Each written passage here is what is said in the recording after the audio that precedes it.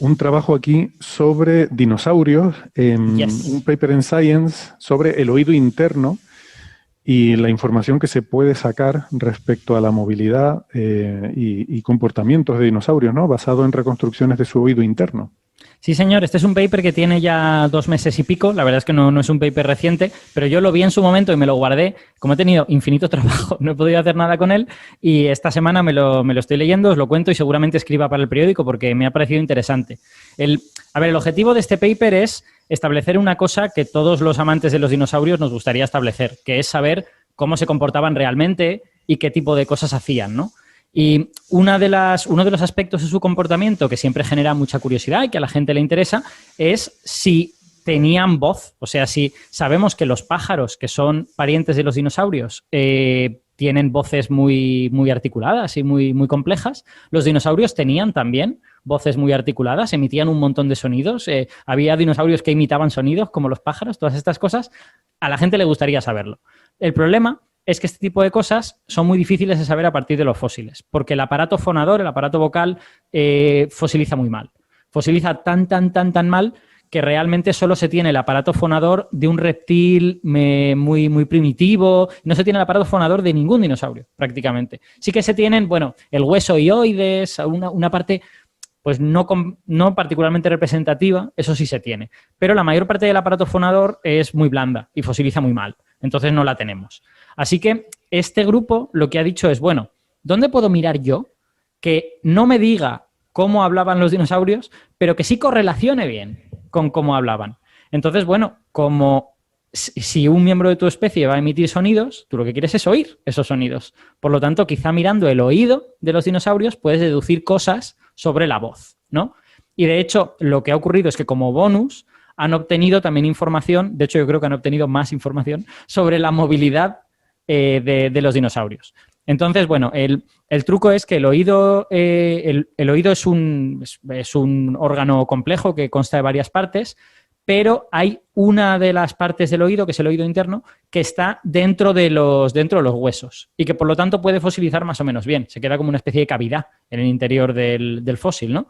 Entonces, lo que han hecho estos autores es coger cráneos de muchas especies de aves y reptiles vivos para que les sirvan de referencia y luego cráneos de 7 especies extintas, no más, muy, muy poquitos. Son un ave antigua, 5 dinosaurios y un pterosaurio. Ya está. Bueno, de hecho, ni eso, porque no son dinosaurios todos. A ver, os lo digo. Hay 2 reptiles emparentados con los dinosaurios que son arcosauromorfos, hay un pterosaurio, hay 4 dinosaurios y un ave primitiva. Bueno, digamos un número pequeñito y en comparación con ellos creo que tienen como 100 reptiles y aves actuales, ¿vale? Entonces, lo que han hecho es, vamos a estudiar la forma tridimensional del oído interno de reptiles y aves actuales, de los que sabemos su comportamiento, sabemos si tienen voz, si las crías hacen ruido o no hacen ruido, si se mueven rápido o se mueven lento, si son muy ágiles o no son nada ágiles, y vamos a ver si ahí hay información que luego podamos aplicar a estos cráneos de dinosaurio. Y lo que se han encontrado es que sí observan ciertas correlaciones interesantes. A mí esto me ha gustado mucho. Creo que las figuras del artículo hablan por sí mismas y os lo voy a describir así un poquito con palabras para que nos lo podamos imaginar. Las partes relevantes del oído interno para este artículo son 2. El oído interno básicamente son una serie de cavidades, ¿vale? Entonces, hay una parte de esas cavidades que son una especie como de conductos que son como aros, como asas de una jarra, que podrías coger la jarra por ahí, que se llama el sistema vestibular. Y el sistema vestibular está relacionado con el equilibrio. O sea, básicamente tú lo que quieres es tener un aro en la dirección horizontal, izquierda-derecha, un aro en la dirección adelante-atrás, de forma que cuando tú te muevas, izquierda-derecha, adelante-atrás, en ese aro pasen cosas. Mira, Francis lo está poniendo en YouTube y así la gente lo puede ver. En ese aro el líquido se mueve y entonces tú obtienes información sobre tu propio movimiento. Y eso afecta a tu equilibrio, afecta a tu capacidad de moverte mejor, porque si no sabes cómo te estás moviendo, pues lo que vas a hacer es chocar con algo y te vas a matar, ¿no? Entonces, eso es la parte vestibular del oído interno, pero luego debajo de eso hay otra parte que es la cóclea. Y la cóclea es, dicho muy rudamente, una especie de caja de resonancia, digamos. Entonces, según la forma de esa caja de resonancia, tú puedes escuchar unas frecuencias u otras.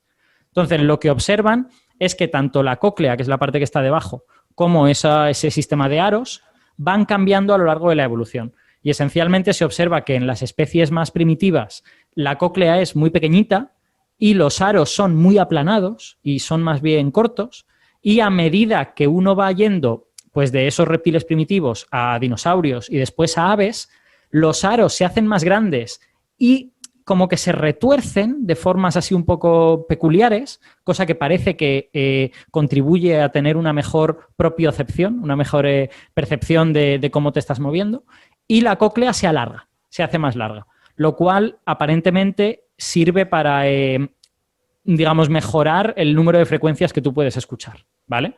Entonces, ellos estudiando todos estos reptiles y aves de referencia encuentran estas características, ¿no? Encuentran, pues si la cóclea es muy pequeña, resulta que solo vas a poder escuchar frecuencias graves. Si la cóclea es muy alargada, vas a poder escuchar también frecuencias agudas.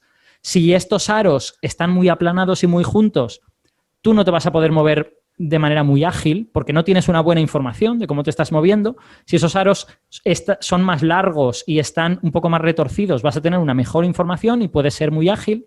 Entonces, han podido poner en un gráfico dónde encajan los diversos grupos de animales extintos con los que tenemos a día de hoy. Y se ha encontrado algo que me parece muy interesante. A mí me gusta mucho, Francis, ya que tienes las figuras, si puedes poner la figura 2, yo creo que la figura 2 es particularmente interesante. Porque lo que se ve es que hay dos grupos grandes en cuanto a aparato vestibular y tres grupos grandes. Bueno, en realidad hay tres grupos, digamos, vamos a dejarlo así. Hay tres grupos. A uno pertenecen los reptiles que son cuadrúpedos y que son más bien lenturrios, ¿vale? En ese grupo pues tenemos lagartijas, tenemos lagartos, tenemos también las tortugas, y en ese grupo entran los reptiles más primitivos emparentados con los dinosaurios, estos arcosauriomorfos, ¿vale? Para la gente que quiera saber lo que significa la jerga, los arcosaurios es el grupo que incluye dinosaurios, cocodrilos y pterosaurios, y por lo tanto incluye también a las aves. Y los arcosauromorfos son el siguiente grupo más grande que ese, que incluye una serie de especies que están todas extintas a día de hoy. O sea, a día de hoy solo sobreviven arcosaurios, no hay arcosauromorfos vivos. Entonces, bueno, lo que ven es que los arcosauromorfos estos entran dentro de ese grupo de cuadrúpedos de movimiento no demasiado ágil. Luego hay otro grupo que, si veis lo que está poniendo Francis, el grupo de los poco ágiles es el que está a la derecha de Francis, según estamos viendo la imagen, el que está señalando, exacto. El grupo que hay arriba del todo tienen movimientos un poco mejores, son un poco más ágiles, y ahí vemos de animales actuales a las aves bípedas. Vemos, por ejemplo, a las avestruces, vemos a todas las aves que, aunque vuelan, no les gusta mucho volar, como por ejemplo las gallinas, como por ejemplo todas estas gallináceas que no les gusta demasiado volar, y también a las aves que, bueno, vuelan bien, pero no tienen un vuelo acrobático, digamos. Y luego hay un tercer grupo, que es el grupo que está a la izquierda de Francis, que solo incluye a las aves con vuelo acrobático, a las aves que vuelan muy bien, en plan predadores muy precisos, aves muy pequeñitas que vuelan con gran precisión, todo este tipo de cosas. Y en ese grupo no hay un solo reptil extinto de los que ellos han analizado. Lo que observan es que de los bichos que han analizado, los más primitivos entran dentro de los reptiles un poco torpones, podríamos llamarles. Bueno, mis tortugas se están quejando, ¿vale? Y no son torponas, pero entran dentro del primer grupo. La mayor parte de los dinosaurios, o sea, todos los dinosaurios que han analizado y el pterosaurio que han analizado, entra dentro de las aves que, bueno, tienen buena movilidad, pero no son acrobáticas. Y eso es notable, porque uno podría pensar que a lo mejor los dinosaurios muy cercanos a las aves podrían tener una movilidad muy elevada, como la de las mejores aves. Y este estudio sugiere que a lo mejor esa movilidad muy mejorada solo ha evolucionado en las aves. Lo que ocurre es que este estudio ha estudiado muy pocos dinosaurios, o sea que cuidado con este asunto. Yo, por ejemplo, he hecho en falta que analicen pterosaurios pequeños, porque el único pterosaurio que han analizado es un pterosaurio grande, es un pterosaurio de 5 metros de envergadura. Entonces, claro, yo de ese pterosaurio espero que su capacidad de movilidad sea equiparable a la de una gallina. Pues claro que sí, como que es un bicho muy grande y que debía de pasar gran parte de su vida en tierra, ¿no? Entonces yo quiero que me analicen un Rhamphorhynchus, yo quiero que me analicen un pterosaurio chiquitín que volaba entre los árboles y que tenía que no estamparse contra los troncos. A ver qué me dice el oído interno de ese pterosaurio, ¿no? Pero bueno, este es un primer paper, ¿no? Supongo que ellos seguirán intentándolo con otros. También es verdad que los animales más pequeños y posiblemente más ágiles, pues a menudo están peor conservados. Y a lo mejor tú le haces el TAC al cráneo y no eres capaz de distinguir bien su oído interno. Esto también es un problema. Entonces, bueno, a mí me parece muy interesante porque los pasos son, primero cojo animales vivos a día de hoy cuyo comportamiento conozco y puedo establecer correlaciones entre ese comportamiento y su oído interno, y luego esas correlaciones que he averiguado lo voy a aplicar a animales extintos.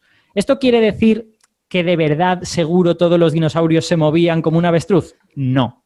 Pero de alguna manera favorece que eso sea así, parece probable, es razonable, los datos coinciden con ello, ¿no? Aún así, de nuevo, es un estudio que tiene 5 o 6 dinosaurios y un pterosaurio, o sea que es poquita muestra en ese sentido. Pero con esta muestra, ellos son capaces de hacer una cosa más que a mí me parece muy interesante. Hasta ahora solo he hablado de movilidad, como veis.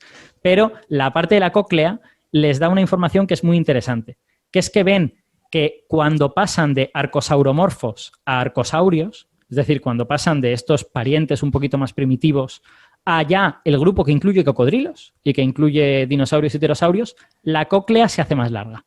Parece que hay ahí un momento evolutivo y eso sí. Hombre, pues no tenemos una muestra muy grande, pero está claro en esa muestra, porque lo ves en la cóclea de los cocodrilos y lo ves en la cóclea de los dinosaurios que han analizado, que se hace más larga, y ellos han hecho un esfuerzo estadístico para correlacionar eso con algo del comportamiento. Claro, tú ves que la cóclea se hace más larga. ¿Eso qué significa? Pues podría significar que tienen un mejor oído, podría significar que los animales de esa especie tienen voz y que se transmiten algún tipo de información mediante esa voz. Y curiosamente, la única correlación que han encontrado con ello es la voz de las crías. Es decir, hay animales actuales que tienen la cóclea un poquito alargada y que no tienen ninguna voz como adultos, como son, por ejemplo, los cocodrilos, pero las crías sí tienen voz. Las crías de cocodrilo llaman a la madre, porque los nidos de cocodrilo, para quien no lo conozca, son como una especie de montículo y los huevos están ahí dentro y cuando las crías nacen, la madre ayuda a las crías a salir. Luego, a partir de ahí, ya las crías pasan un poquito tiempo con la madre, no sé si 2 o 3 días o 4, y luego ya a partir de ahí hacen sus cosas. Pero la madre tiene que oír a las crías, es importante para la supervivencia. Entonces, ellos proponen como hipótesis que en la evolución de los arcosaurios, cuando se pasa a los arcosaurios, las crías adquieren voz. Y los padres tienen algún tipo de cuidado en ese sentido, al menos en los primeros días de las crías, ¿no? Y para eso las crías han de tener voz. Y eso lo observan de manera consistente en todos los fósiles. Lo observan en los dinosaurios, lo observan en el pterosaurio, lo observan en todas las aves. Claro, las aves tienen cosas más elaboradas que esto. Las aves no solo cuidan de las crías en los primeros días, sino que las crías no son capaces de valerse por sí mismas en la mayor parte de aves. Si los padres no las alimentan, las crías se mueren. Los autores de este artículo dicen explícitamente que no podemos llegar tan lejos con los dinosaurios, ¿vale? Que esto que ellos han observado solo correlaciona con que las crías tienen cierta capacidad vocal y que los padres responden a ellas. Pero que el cuidado de las crías y esta cosa más sofisticada que vemos en las aves, eso no está en sus datos y no somos capaces de decirlo. Entonces, ahora mismo, en este sentido, lo que podemos decir es que la evidencia apunta a que las crías de dinosaurio interaccionaban con sus padres, que los padres probablemente interaccionaban con ellas en los primeros días, pero no podemos decir nada más. No sabemos si cuidaban de ellas más, si cuidaban de ellas menos. Hay, de hecho, evidencias muy indirectas, en mi opinión, muy indirectas, de que quizá las crías de algunos bichos emparentados con el Velociraptor, Deinonychus, básicamente, que quizá esas crías muy pronto se volvían independientes y tenían una alimentación diferente a la de los adultos. Son evidencias muy indirectas, pero es en una especie en la que todo el mundo esperaba que los padres cuidaran de las crías, porque los Deinonychus están relativamente cerca de las aves, porque los Deinonychus hay ciertas evidencias de que podían cazar grupalmente. Entonces la gente pues ya se había hecho la idea de Jurassic Park, la idea de, bueno, aquí hay manadas de Deinonychus en donde cazan como lobos, le dan la comida a las crías y tal y cual. bueno, evidencias muy indirectas y que todavía son difíciles de interpretar, apuntan a que quizá esto no sea así. Y este paper a lo que apunta es a que posiblemente cuidaban de las crías en los primeros días, pero no sabemos nada más aparte de eso.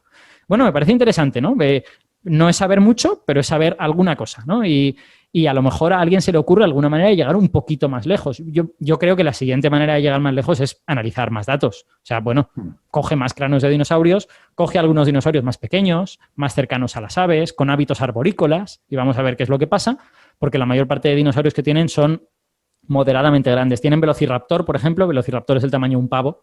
Y yo creo que, bueno, alguno de los arcosauromorfos que tienen es un animal más pequeño, pero esos ya sabemos que son un poco torpones y nos interesan menos. Entonces, bueno, a mí me interesa pues Epidexipteryx, me interesan, yo qué sé, Scansoriopteryx, todos estos bichos cercanos a las aves, pequeñitos, arborícolas. ¿Esos se parecen más a una gallina o se parecen más a un gorrión? Esa es la pregunta, ¿no? Y esa pregunta todavía no la podemos responder. Pero bueno, a mí me ha parecido muy interesante esto, porque de un sitio donde parecía haber muy poca cosa, con un trabajo estadístico bastante sólido, consiguen establecer una serie de deducciones que son razonables, que no parecen una locura. A mí me ha gustado. Sí, eso es lo que parece más impresionante, ¿no? La cantidad de información que se puede sacar de tan poquitos datos, de algo tan que parece tan trivial como pues eso, fósiles del oído de un bicho. Exacto. Bueno, aquí la revolución llegará cuando encontremos un fósil extraordinariamente conservado de algún dinosaurio y veamos el aparato fonador. Entonces, a eso sí que será un Science o un Nature y estará todo el mundo en plan de ¡buah! Porque ahí podremos decir cosas de verdad, claro. Sí. Bueno, esto también era un Science, ¿eh? O sea... Sí, claro, pero que esto también era un Science, pero que aquel será evidencia directa, claro, evidencia directa ojalá la tuviéramos, pero por ahora. Sí, de cuidado de huevos hay varias, incluso en museos, ¿no? En museos de temas de dinosaurios vemos ahí reconstrucciones, etcétera. Sí. El Oviraptor, por ejemplo, se encontró un Oviraptor encima de una nidada de huevos, se cree que estaban incubando los huevos. O sea, hay bastante evidencia por muchos focos de un posible cuidado de crías. Claro, el problema es que por la palabra dinosaurio entendemos tanta variedad de especies, etcétera, pues habrá algunas que sí, otras que no. Es un tema muy interesante. Sí. Por ejemplo, no han analizado el oído interno de ningún saurópodo. No sabemos cómo encaja Diplodocus, estos bichos tan grandes, cuadrúpedos. Pues uno esperaría que sean más bien torpes, ¿no? Que ni siquiera sean gallinas, ¿no? Que a lo mejor se parezcan más a otros cuadrúpedos. O sea que hay mucho que averiguar en este sentido. Y también que hay que tener cuidado que el cuidado de huevos no es lo mismo que las crías vayan a interaccionar fuertemente con los padres, ¿sabes? Porque los cocodrilos hacen cierto cuidado de los huevos, no incuban, es verdad, no incuban, pero sí crean una estructura que permite que los huevos tengan la temperatura adecuada. O sea, bueno, un cierto cuidado de huevos, ¿no? Y uno no espera, no piensa en un cocodrilo como una especie de padre o madre ideal, ¿no? Pero bueno, cierto cuidado de huevos. Pues la pregunta es, ¿los dinosaurios se parecen más a un gorrión o se parecen más a un cocodrilo, ¿no? Este artículo solo llega hasta decir que como mínimo se parecen a un cocodrilo. No sabemos si algo más. Sí, los cocodrilos, no recuerdo si el cocodrilo del Nilo, uno de estos cocodrilos grandes, cuando eclosionan las pequeñas crías, las recoge con la boca y se las lleva, con mucho cuidado, con sus dientes ahí, se las lleva están en la orilla, como en arena, y se las lleva al río, pues para que contacte con el agua, ¿no? Y todo con mucho mimo, mucho cuidado, está pendiente como los huevos van saliendo en diferentes épocas para que no haya depredadores que los ataquen, etcétera. O sea, hay cierto cuidado.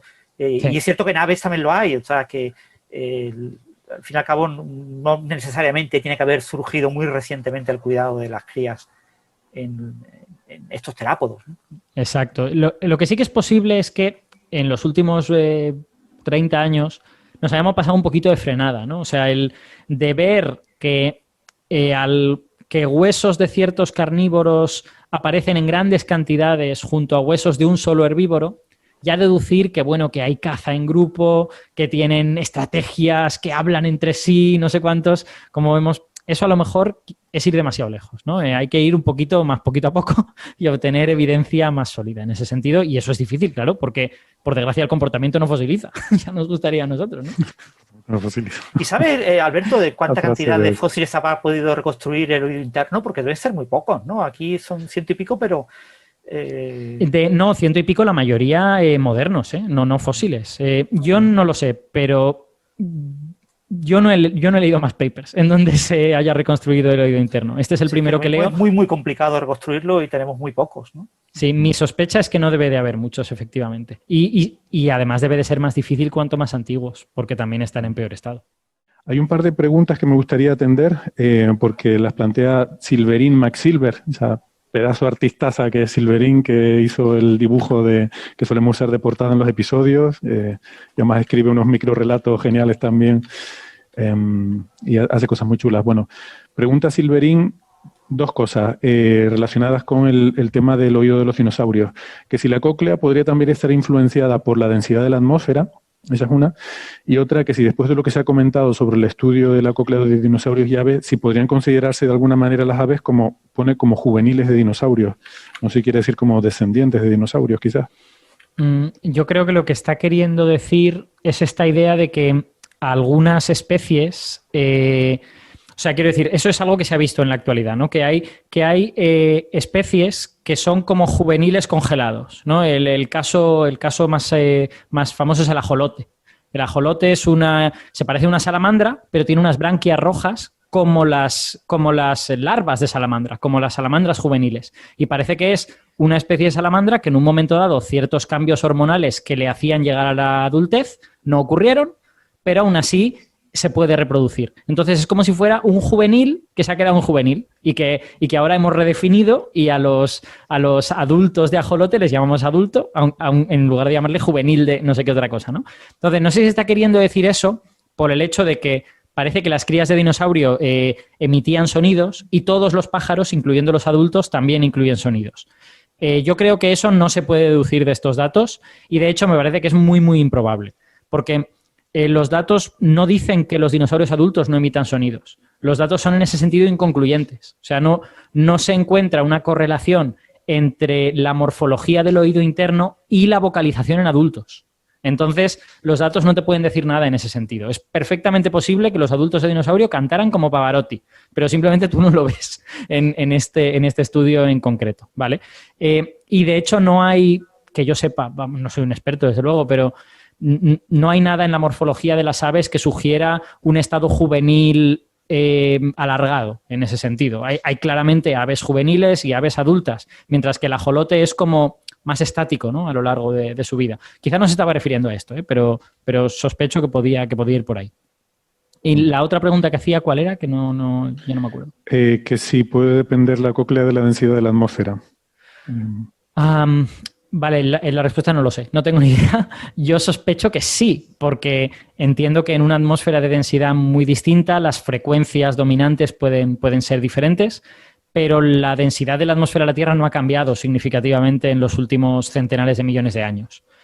Sí han cambiado otras cosas, ha cambiado la presión parcial de oxígeno, tal, pero la densidad, bueno, ha cambiado algo, claro, seguro. Yo creo que está hasta medido, me suena haberlo leído en algún sitio, pero no creo que lo suficiente como para producir un cambio fuerte. O sea, no creo que ese cambio que vemos en la cóclea cuando pasamos de arcosauromorfos a arcosaurios se deba a un cambio en la atmósfera, porque no hay nada en el registro geológico que indique que haya habido un cambio abrupto ahí.